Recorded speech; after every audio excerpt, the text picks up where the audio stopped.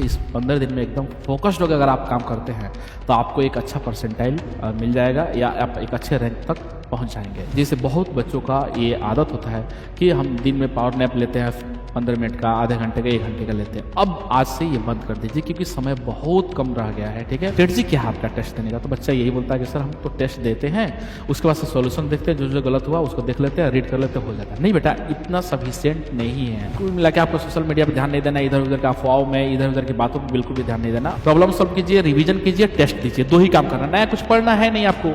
Hello everyone, my self Aftab Alam, maths professor physics वाला। तो बच्चों, आज के इस सेशन में हम लोग कुछ इंपॉर्टेंट बातें डिस्कस करने वाला है। जैसे कि आपको पता है कि जेई मेंस 2026 जो है अब बहुत करीब है। अराउंड 15 डेज हमारे पास बचे हुए हैं। इस 15 डेज में हम लोग किस तरीके से काम करने वाले हैं और क्या करना है और क्या नहीं करना है, इसके बारे में हम लोग यहाँ पे जानने वाले हैं। जैसे कि बच्चों, आपको पता है कि 15 डेज जो है वो बहुत इंपॉर्टेंट रहने वाला, बहुत इंपॉर्टेंट रहने वाला। आप इससे पहले कितना अच्छा परफॉर्म किए, कितना नहीं किए, इससे बिल्कुल भी मैटर नहीं करने वाला है। लेकिन ये 15 डेज जो है बहुत अच्छे से इसको यूटिलाइज कीजिए, बिल्कुल कूल होके, काम होके। इस 15 दिन में एकदम फोकस्ड होकर अगर आप काम करते हैं तो आपको एक अच्छा परसेंटाइल मिल जाएगा या आप एक अच्छे रैंक तक पहुंच जाएंगे। तो बेटा, हम लोग सबसे पहले ना इसमें कुछ चीजें देखने वाले हैं।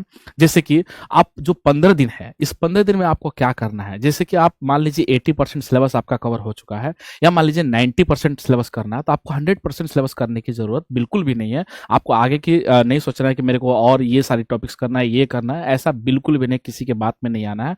आपको करना क्या है, जहां तक आपका सिलेबस हो गया वहां पे बिल्कुल रुक जाना है और वहां तक अच्छे से रिवीजन करना है। क्योंकि आपके पास समय अब नहीं है कि नया आप चैप्टर्स पढ़े या नया और सिलेबस कवर करने की कोशिश करें, बिल्कुल भी नहीं।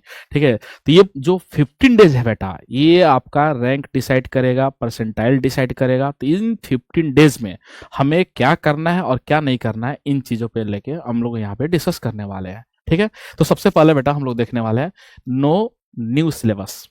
तो कुल मिला के यही बताना चाहते हैं कि आपको कोई भी अब सिलेबस आगे की कवर करने की बिल्कुल कोशिश नहीं करना है।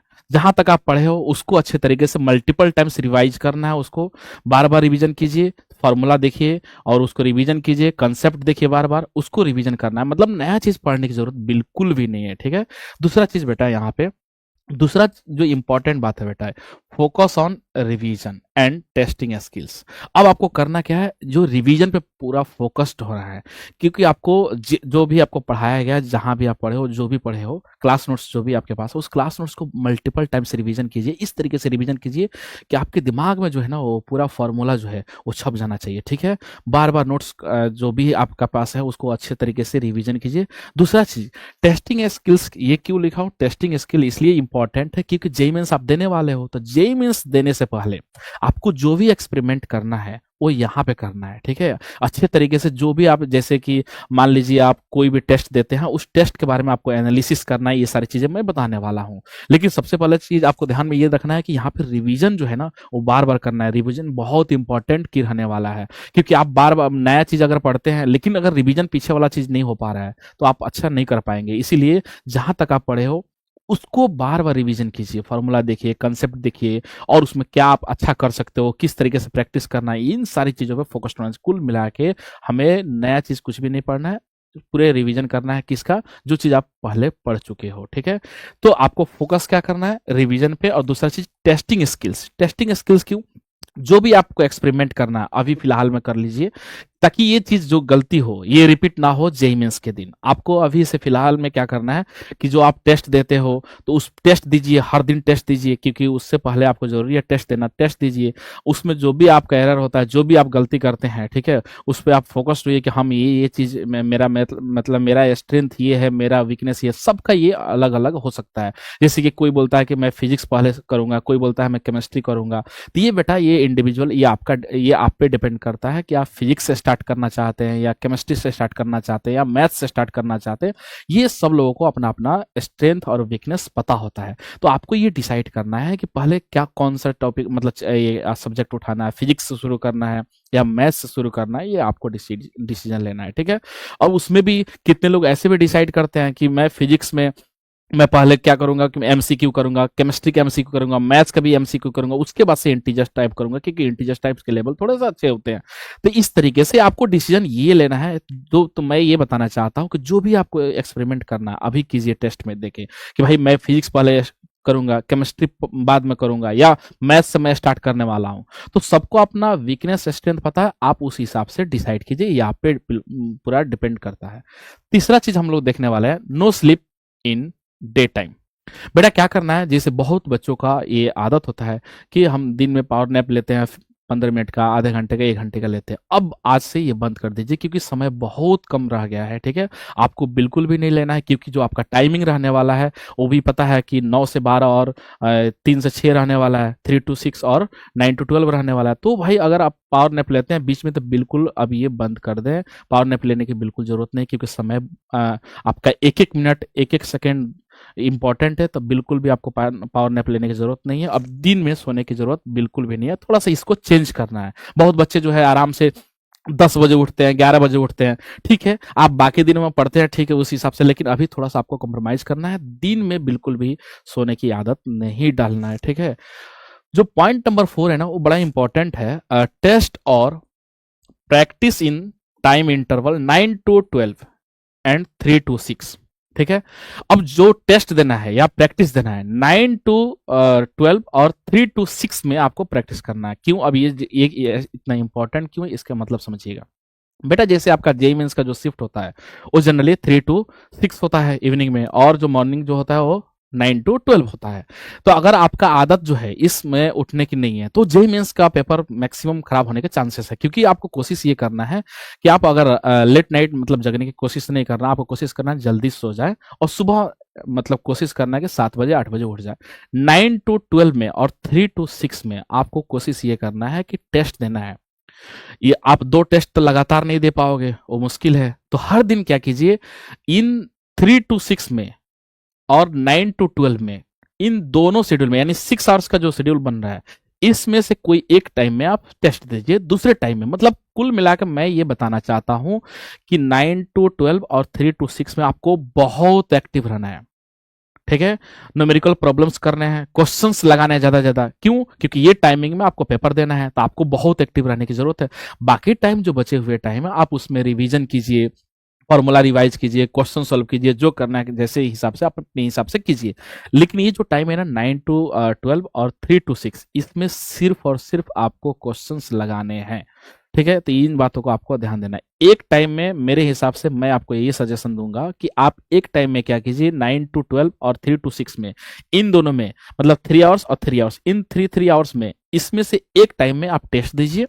दूसरे दिन, जैसे मान लीजिए आज जो है आपको 9 to 12 में आपने टेस्ट दिया, और जो 3 to 6 है आप उसमें पूरे अच्छे तरीके से क्वेश्चंस, पीवाई क्विज और प्रॉब्लम सॉल्विंग जितना ज्यादा से ज्यादा बढ़ाइए। 3 to 6 में 3 आवर्स का आपको करना, लेकिन उसमें बिल्कुल भी आपको सोने की जरूरत नहीं है।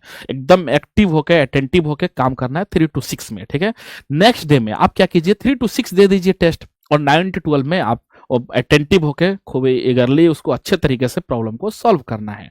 ठीक है, तो ये आप हर दिन का शेड्यूल बना लीजिए, क्योंकि आप जो भी आपको गलती करना है वो यहाँ करना है, वहां रिपीट नहीं होना चाहिए आपकी गलती। ठीक है, तो ये चीज आपको ध्यान देना है। करना क्या है कि एक दिन आप क्या कीजिए, टेस्ट दीजिए एक शिफ्ट में, और दूसरे शिफ्ट जो 3 to 6 में प्रॉब्लम सॉल्व कीजिए। फिर दूसरे दिन 3 to 6 में प्रॉब्लम सॉल्व ना करके आप मॉर्निंग में प्रॉब्लम सॉल्व कीजिए। मतलब एक दिन टेस्ट दीजिए और एक शिफ्ट में, और दूसरे शिफ्ट में आपको क्या करना है, प्रॉब्लम सॉल्व करना है। मोर अटेंटिव होने की जरूरत है इस टाइमिंग में, क्योंकि आपका शिफ्ट कुछ भी हो सकता है, 3 to 6 भी हो सकता है और 9 to 12 भी हो सकता है। तो इस चीज का आपका खासा ध्यान रखना है बेटा। पॉइंट नंबर 5 जो है बड़ा इंपॉर्टेंट बात है इसमें, do analyse your test and redo wrongly done questions. करना क्या है बेटा कि जो पेपर आप देते हो, उस पेपर को आप देने के बाद उसमें जो भी आपका, जैसे कि आप मान लो आप 10 क्वेश्चंस है, 10 क्वेश्चंस में आप 3 क्वेश्चन आपका रॉन्ग हुआ, तो उन 3 क्वेश्चन को आपका एनालिसिस आके घर पे करना है। आपको देखना है कि उसमें क्या क्या मिस्टेक हुआ है, उसमें आप क्या क्या गलती किए हो, उन सारी चीजों को देखना है। अगर मान लो वो जो गलती किए हो, कितने बच्चे होते हैं जो बोलते हैं कि सर मेरा मार्क्स जो है ना वो इम्प्रूव नहीं होता है।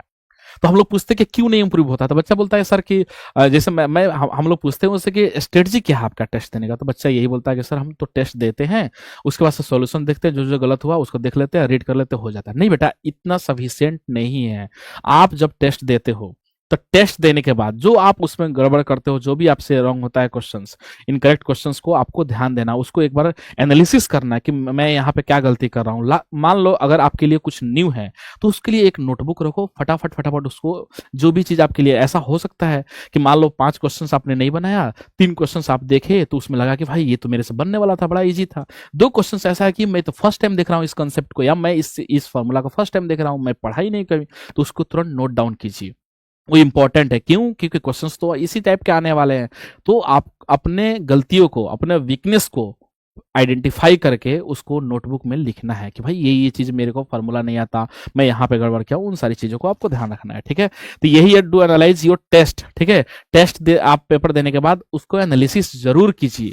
उसके बाद से रीड रॉन्गली डन क्वेश्चंस, जो क्वेश्चंस आप मिस्टेक किए हैं बेटा, जो क्वेश्चंस आप गलत करके आए हैं टेस्ट में, उसको प्रॉपर तरीके से आपको सॉल्व करना है। सिर्फ रीड नहीं करना है, रीड करने से नहीं होगा, उस क्वेश्चंस को खुद से सॉल्व कीजिए, पेन चलाइए। ठीक है, और अगर मान लीजिए आपको अगर लगता है कि एकदम न्यू है आपके लिए वो कंसेप्ट, तो उस कंसेप्ट को कहीं राइट डाउन तुरंत कर लीजिए, क्योंकि वो इंपॉर्टेंट रहने वाला है। वैसा फिर से वापस आएगा, आप वही गलती करोगे। ठीक है, तो ये ध्यान में रखना है आपको।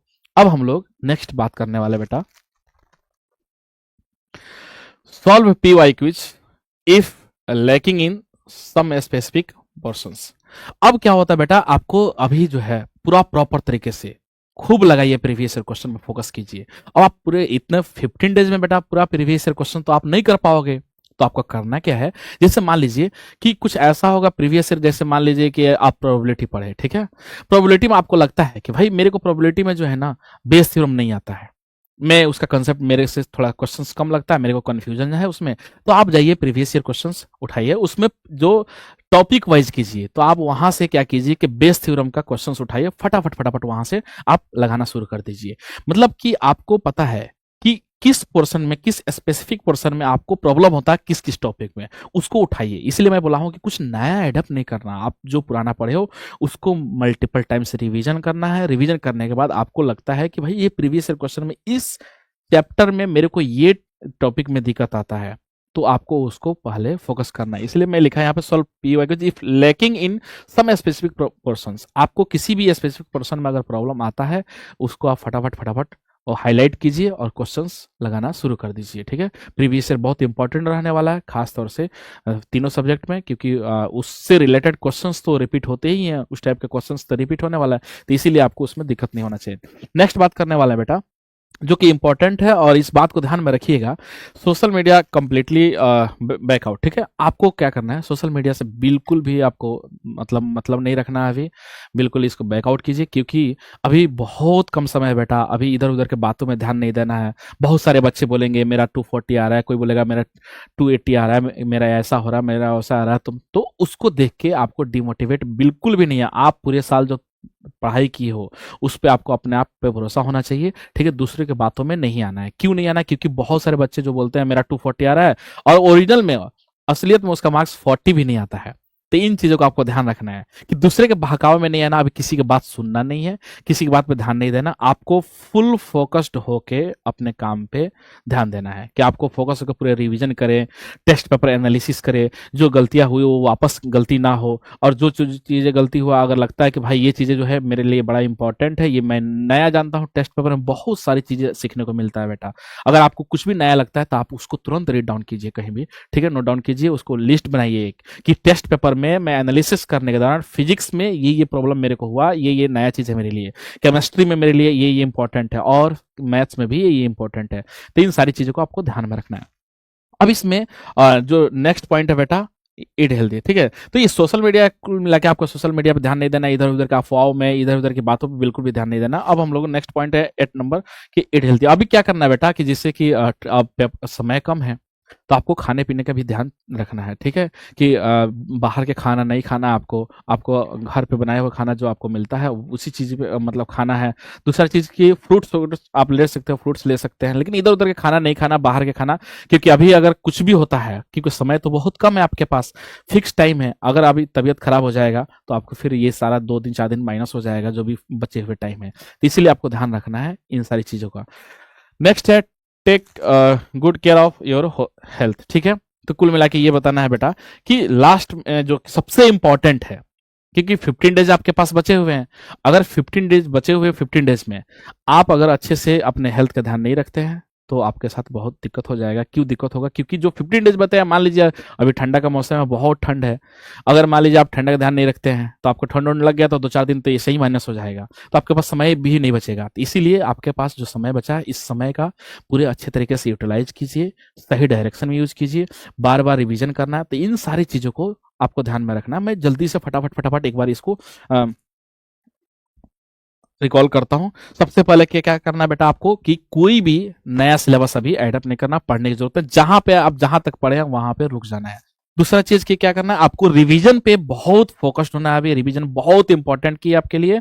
और इसमें जो टेस्टिंग स्किल्स करने का मतलब ये है कि जो भी आपको एक्सपेरिमेंट करना अभी आप कर सकते हो, बाद में करने की जरूरत नहीं है। जो करना है अभी कीजिए, कि कैसे कैसे आपको शेड्यूल फिक्स करना है, कौन सा सब्जेक्ट आप पहले मतलब पेपर में सेट करना चाहते हो। आप अलग अलग हो सकता है, सबका अलग अलग पर्सपेक्टिव, सबका अलग अलग, ये आप पे डिपेंड करता है कि आप फिजिक्स पहले चालू करना चाहते हैं, स्टार्ट करना चाहते हैं फिजिक्स से या केमिस्ट्री से या मैथ से, आप पहले इंटीजर करना चाहते हैं, एमसीक्यूज करना चाहते हैं, ये सब कुछ आप पे डिपेंड होता है। ठीक है। और दिन में आपको सोना नहीं है, ये ध्यान रखना है अभी, क्योंकि अभी आपके पास समय भी कम है। दूसरा चीज, आदत भी नहीं बनाना है। और ये जो test practice in the interval 9 to 12 और 3 to 6 में बहुत अटेंटिव होने की जरूरत है, बहुत ज्यादा इसमें सीरियस रहना है। ये 3 आवर्स आपको हिलना डुलना नहीं है, एकदम पूरा एकदम स्टडी टेबल से चिपक के रहिएगा। ठीक है। Next, do analyse your test and redo wrongly question. हाँ, टेस्ट जो आप देते हो उसमें जो भी आप मिस्टेक करते हो, जो भी इनकरेक्ट क्वेश्चन होते हैं, उसको आपको एनालिसिस करना है और उसको नोट डाउन करना है। ये मैं बार बार रिपीट कर दिया हूँ, क्योंकि सबसे ज्यादा इंपॉर्टेंट अभी रहने वाला है टेस्ट पेपर। टेस्ट पेपर, क्योंकि आपके पास समय कम है, खूब दीजिए टेस्ट और सॉल्व कीजिए प्रॉब्लम सॉल्व कीजिए, रिवीजन कीजिए, टेस्ट दीजिए। दो ही काम करना है, नया कुछ पढ़ना है नहीं आपको, तो रिवीजन करना है और टेस्ट पेपर रिवीजन बार बार नोट्स कीजिए, फिर से प्रीवियस ईयर क्वेश्चंस लगाइए, साथ ही साथ टेस्ट पेपर। इन तीनों चीज में जो भी आपको लगता है कि टेस्ट पेपर सबसे इंपॉर्टेंट रहने वाला है, पूरा फुल टेस्ट सब सिलेबस देते हैं तो उसमें सारे सब्जेक्ट का ये सारे चैप्टर्स एक साथ होते हैं, तो उसमें अपने को पता चलता है कि मेरा स्ट्रेंथ क्या, वीकनेस क्या है। उस पर आप फोकस कीजिए, उस पर काम कीजिए। ठीक है। नया चीज कुछ पढ़ना नहीं है, बस उस पर फोकस करना है। ठीक है। सोशल मीडिया इधर उधर की बातों में ध्यान नहीं देना है, क्योंकि समय अपने पास कम है। कोई किसी भी बच्चे का बात को नहीं सुनना, क्योंकि अभी जो है बहुत सारे लोग नेगेटिव मिलेंगे, जो अलग अलग डिफरेंट बातें करेंगे कि तुमसे ये नहीं होगा, तुमसे वो नहीं होगा, तुम ये करो वैसा करो, मैं ये ला दूंगा, मैं वो ला दूंगा। किसी के बातों में ध्यान नहीं देना, आप एकदम फुल फोकस्ड होकर अपने काम पे ध्यान दीजिए। और लास्ट में आपको ध्यान रखना है, अपने हेल्थ का ध्यान रखना है, क्योंकि समय बहुत कम है, ठंड का मौसम है, तो इन चीज़ों का आपको ध्यान रखना है। कुछ भी अभी तबीयत खराब हो जाएगा तो समय बहुत कम बचा हुआ है, इसलिए इन सब चीज़ों का तो बेटा मेरे तरफ से ऑल द बेस्ट। ठीक है। मैं चाहता हूं कि आप बहुत अच्छा करें, और पूरे साल जो आप पढ़े हो तो आप पे भरोसा है कि आप बहुत अच्छा करके आएंगे। ठीक है। ऑल द बेस्ट मेरी तरफ से। Thank you so much.